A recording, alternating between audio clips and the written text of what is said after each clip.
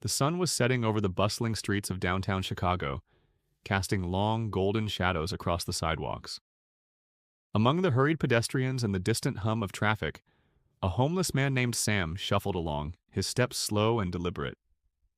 His clothes were layered and worn, and his weathered face bore the marks of years spent braving the elements. Despite his circumstances, Sam carried himself with quiet dignity, though hunger gnawed at him, and fatigue weighed heavily on his shoulders.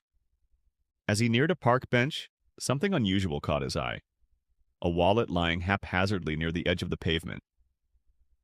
Sam froze, glancing around to see if anyone nearby had dropped it, but the area was empty. Slowly, he bent down, picked up the wallet, and flipped it open. Inside was an ID, a credit card, and a thick wad of cash, more money than Sam had seen in months. His stomach growled loudly, a sharp reminder of the empty hours since his last meal. For a fleeting moment, temptation whispered in his ear. With this much money, he could buy food, clean clothes, maybe even a night in a warm shelter. But as he held the wallet in his calloused hands, a pang of guilt struck him. Sam wasn't a thief. He had always prided himself on doing the right thing, even when life seemed determined to break him. He pulled out the ID, studying the name and address. Michael Carter, it read. A suburban address not far from here. Sam sighed and adjusted his tattered coat. Returning the wallet would mean walking several miles, but his conscience left him no other choice. As he began his journey, the city's sounds buzzed around him, horns honking, snippets of conversations, and the distant rumble of a train passing overhead. Along the way, he passed diners and bakeries, their glowing signs taunting him with the promise of food he couldn't afford. The smell of fresh bread drifted toward him, making his hunger almost unbearable. Still, he pressed on, clutching the wallet tightly in his hand. A few blocks later, Sam stopped outside a small cafe to ask for directions. The owner, a middle-aged man with kind eyes, offered him a sandwich without a word of judgment. Sam hesitated but eventually accepted, offering a quiet "thank you" before continuing on his way. His resolve grew stronger with each step. This wasn't just about the money, it was about doing what was right, even when the world had done him wrong. Little did Sam know the simple act of returning a wallet was about to change his life in ways he could never have imagined. Sam reached Michael Carter's house just as twilight settled over the quiet suburban street. It was a modest yet inviting home, with a freshly painted door and a porch light that cast a warm glow across the neatly trimmed yard. Sam hesitated at the gate, glancing down at his tattered clothes and dirty hands. Doubt crept into his mind.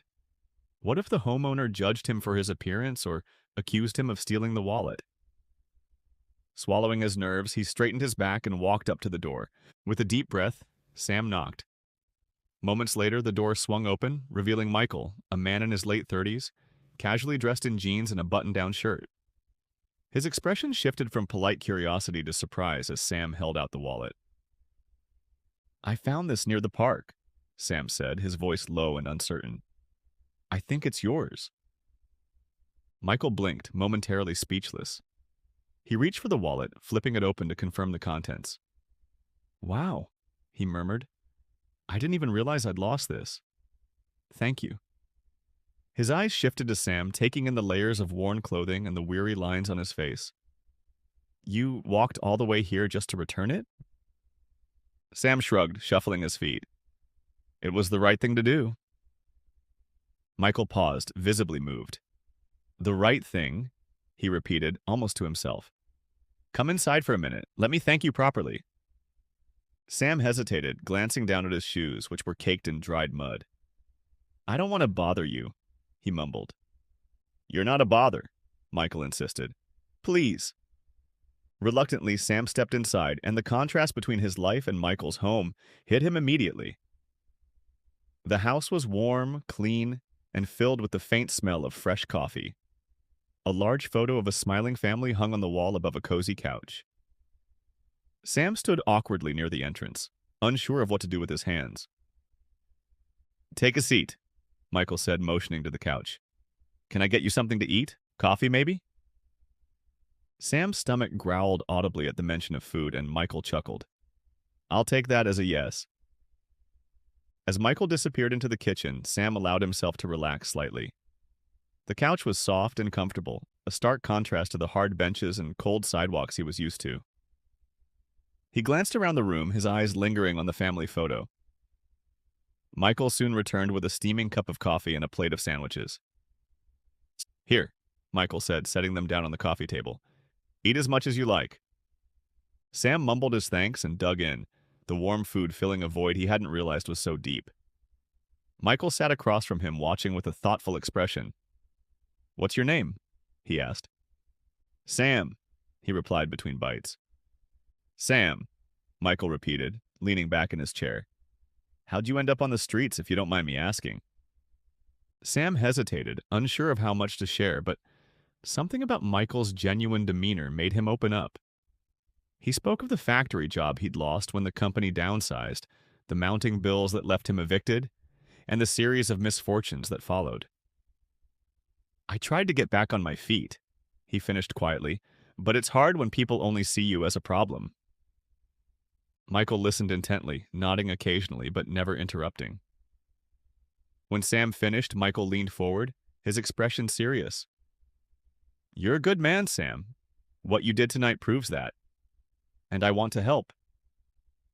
Sam looked up, startled. "Help? You've already done enough." Michael shook his head. "Returning my wallet wasn't just a small gesture, it was a big one. And I think more people need to know about it." He grabbed his phone and began typing, pausing to show Sam what he'd written. A heartfelt social media post about Sam's honesty and resilience. This might help get the ball rolling. Before Sam could protest, Michael hit post.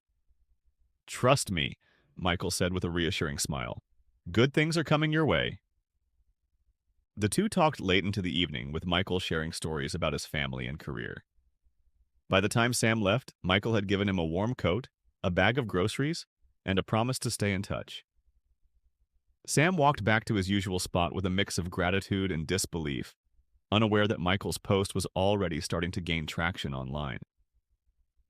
The next morning, Sam woke to the sound of a car pulling up. He blinked in surprise as Michael stepped out, accompanied by a woman with a friendly smile.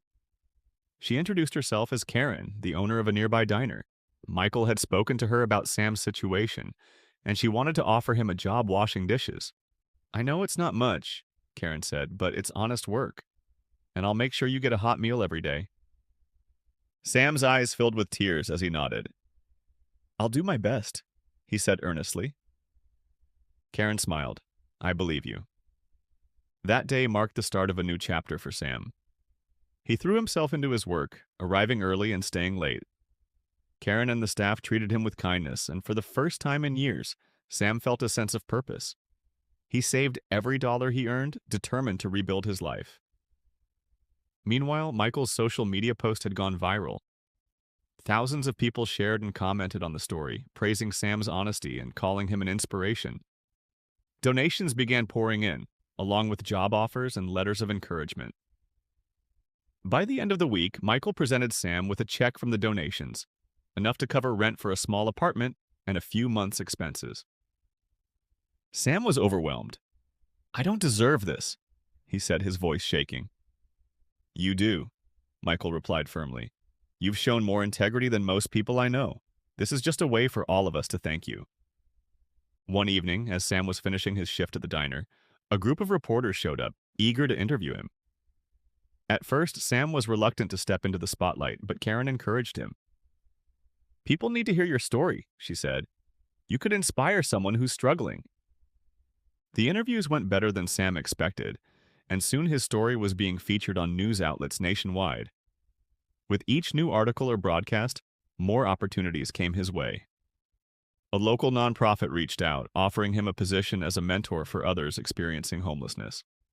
A landlord offered him discounted rent, and a clothing store donated a wardrobe of professional attire. Through it all, Sam remained humble, never forgetting where he came from or the people who had helped him along the way. He worked tirelessly at the diner during the day and spent his evenings volunteering at a shelter, offering advice and encouragement to those still struggling. As the weeks turned into months, Sam's life continued to transform. He became a symbol of hope and resilience, proof that a single act of kindness could set off a chain reaction of positive change. But the biggest surprise of all was yet to come. One Saturday afternoon, Sam arrived at the diner to find a large crowd gathered outside.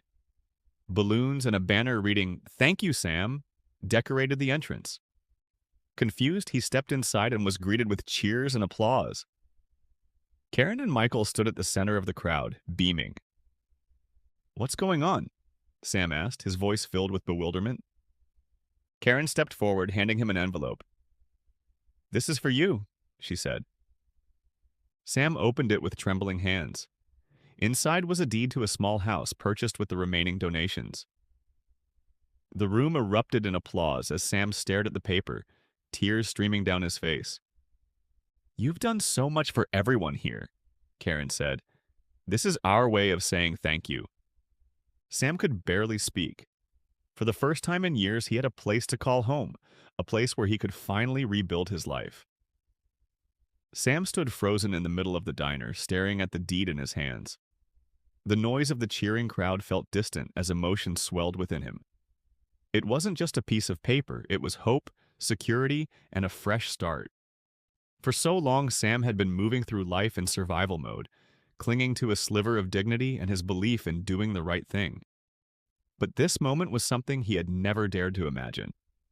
People not only recognizing his worth, but going out of their way to change his life for the better. Michael approached Sam and placed a firm hand on his shoulder. "You've earned this, Sam," he said, his voice steady and full of sincerity. "You didn't take the easy road, even when no one would have blamed you. This is just a new chapter." Sam swallowed hard, his throat tight. "I don't know what to say," he whispered, his voice trembling. I never thought something like this would happen to me." Karen joined them, her kind smile lighting up her face. "Sometimes good things come to good people, Sam. And trust me, the whole community is rooting for you." The crowd began to disperse as the diner staff served refreshments to celebrate the occasion. Sam clutched the deed as though it might disappear if he let go, still processing what had just happened. He approached Karen quietly and asked, "Where is it? The house?" Karen grinned. "It's not far from here. We thought it might be easier for you to stay close to work. It's small, but it's yours." Later that evening, Michael offered to drive Sam to see the house. Sam sat in the passenger seat of Michael's car, silent for most of the drive. His mind raced with thoughts about what his new life might look like. When they pulled up in front of the house, Sam couldn't help but gasp. It was a modest bungalow with a small front yard, a white picket fence, and a garden that needed some tending. To Sam, it looked like a mansion. Michael handed Sam the key. "Go ahead," he said with a grin. Sam hesitated, his hands trembling as he unlocked the front door.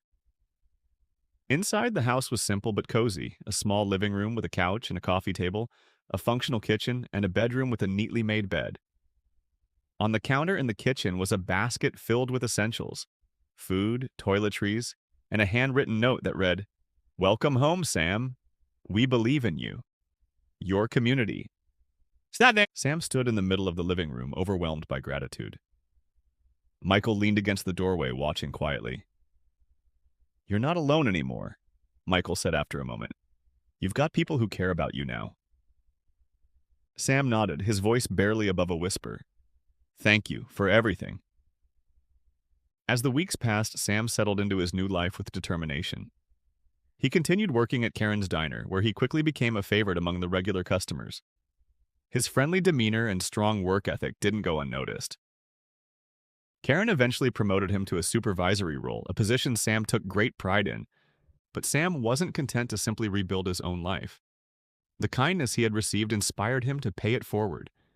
He started volunteering at the local homeless shelter, sharing his story and offering hope to those who were still struggling. He spoke with a sincerity and empathy that resonated deeply with others, and soon he became a trusted mentor. One evening, as he was cleaning up at the shelter, a young woman approached him. Her clothes were clean but worn, and her eyes carried the same weary look Sam had once seen in his own reflection. "Are you Sam?" she asked hesitantly. Sam nodded. "That's me. How can I help?" "I saw your story online," she said, her voice shaky. I'm in a tough spot. My kids and I lost our apartment, and I don't know what to do." Sam listened intently, his heart aching for her. "You've come to the right place," he said gently. "Let's figure this out together." He worked with the shelter staff to connect her with resources for temporary housing and employment. Seeing her leave with a glimmer of hope in her eyes reminded Sam why he was so committed to helping others. He knew better than most how transformative even a small act of kindness could be. The community rallied around Sam in ways he never expected. Local businesses started donating meals and supplies to the homeless shelter, inspired by his story. A few of the regulars at Karen's Diner even began organizing fundraisers to support the shelter and others like it. Sam also began speaking at local schools and community events, sharing his journey and emphasizing the importance of kindness, integrity, and resilience. His speeches were heartfelt and often emotional, leaving audiences both inspired and reflective. One day, Michael approached him after a particularly moving event. "You've got a gift, Sam," Michael said. "Have you ever thought about doing this on a larger scale?" Sam laughed nervously. "I'm not sure I'm the right guy for that." "You're exactly the right guy," Michael insisted. "People need to hear your story, Sam. It's proof that no matter how tough life gets, there's always hope." Encouraged by Michael and Karen, Sam decided to take a leap of faith. With their help, he started a nonprofit organization dedicated to helping individuals experiencing homelessness.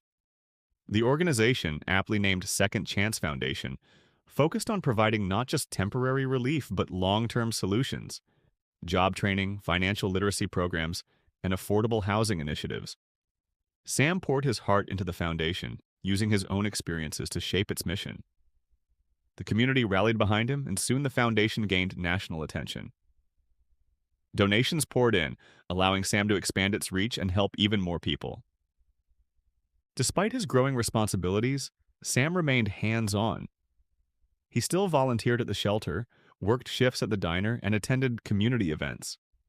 To him, staying connected to the people he was helping was the most important part of his work. One day, as Sam was preparing for a fundraiser, he received an unexpected call. The voice on the other end was hesitant, but familiar. "Sam, it's me. Emma." Sam froze. Emma was his younger sister, whom he hadn't seen or spoken to in over a decade. After losing his job and spiraling into homelessness, Sam had distanced himself from his family out of shame. Hearing her voice now brought a mix of emotions: joy, regret, and hope. "Emma," he said, his voice cracking. I don't know what to say." "You don't have to say anything," she replied gently. "I've been following your story. I'm so proud of you, Sam. And I'd really like to see you." And they arranged to meet at a park the following weekend. When Sam saw Emma again, he barely recognized her. She had grown into a confident, kind woman with a family of her own. They embraced tightly, tears streaming down their faces. "I thought I'd lost you," Emma said. "You never did," Sam replied. "I just needed time to find my way back." Sam's life had come full circle. What started as a single act of honesty, returning a lost wallet, had blossomed into a journey of transformation, both for himself and the countless others he had helped along the way. The house Michael and Karen had gifted him became a symbol of hope for everyone in the community, a reminder that no matter how dark life might seem, kindness could light the way. One evening, as Sam sat on the porch of his home reflecting on everything he had been through, Michael joined him, holding 2 cups of coffee. They sat in companionable silence for a while, watching the stars. "You've come a long way, Sam," Michael said finally. "I hope you know how proud we all are of you." Sam smiled, looking out at the quiet street.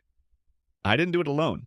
You, Karen, the community, you all believed in me when I didn't believe in myself." Michael raised his cup in a toast. "To second chances!" Sam clinked his cup against Michael's, feeling a warmth that had nothing to do with the coffee.